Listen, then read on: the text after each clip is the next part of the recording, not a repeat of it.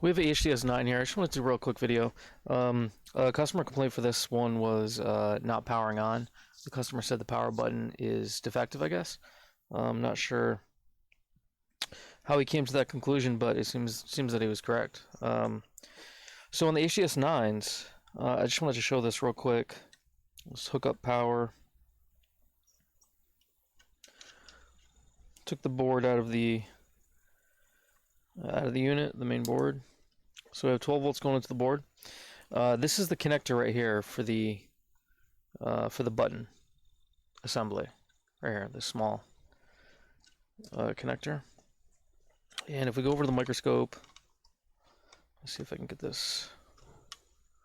Let's see. There. If you can see that okay.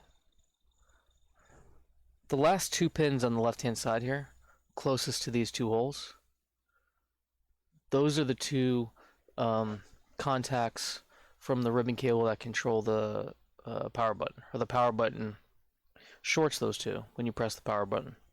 So if we want to test a board and we don't want to hook up the power button, or if the power button's bad, or whatever the case is, you can short those two pins in the device. The board will power up. There we go. It's powering up right now. So I just wanted to mention that. Just a quick note. If you think you have power button issues, just be careful when you're shorting stuff on the board. Obviously, you can toast something. If you want to troubleshoot a no power condition and you want to eliminate the power button as the cause, or confirm it's the cause, whatever, you can short those two pins. They're all the way to the left. If the board is on the bench like this, they'd be closest to you. Two pins closest to you right here. Short those, the board should power up.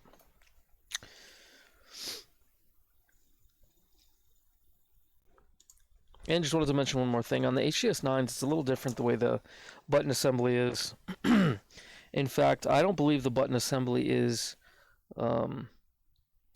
replaceable, or as replaceable as the other models. So there's a bezel around the front. So you carefully pop this guy off. There we go. Carefully pop that guy off. And you'll actually see this. Raised buttons. Comes right off. And there's the actual switch assembly right there. It's the switch matrix. Now it looks like there's some slight corrosion on the board, and in fact you could see on this LED right here there's some slight corrosion here. So we're gonna have to decide how we want to fix this issue. So we could heat up this top layer. It's like a plastic, and carefully remove it. If we do that, you see these switch contacts, these top plates of the switch.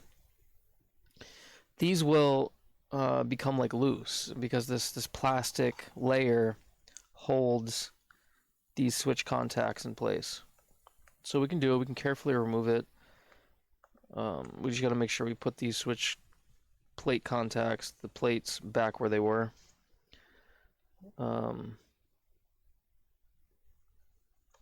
Or what we've done in the past is we've removed these and replaced them with microtac switches.